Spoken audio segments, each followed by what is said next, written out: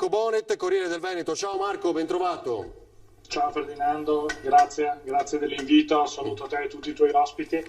Allora, sono perfettamente d'accordo con te, l'invito è quello appunto a stravincere un po' Sibillino, no? Ma probabilmente questo tema delle aspettative è uno dei dati pericolosi, tra virgolette, per la coalizione di centrodestra, che è data per favorita, anzi per strafavorita, col rischio che se non dovesse, ecco, soddisfare le attese della vigilia, una vittoria e non una stravittoria potrebbe passare per una mezza sconfitta.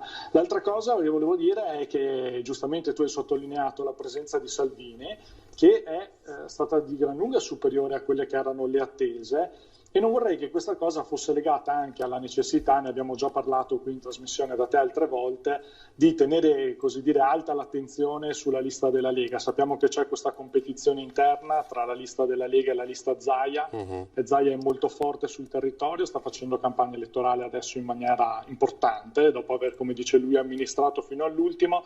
Ecco, non vorrei che questa presenza di Salvini così tosta, diciamo così frequente, anche in Veneto, dove insomma la sfida sembra più facile che altrove, e non sia legata proprio a questa competizione interna, in qualche modo a dare forza alla lista del partito in contrapposizione, diciamo così, anche se a loro non piace, a quella di Zaia.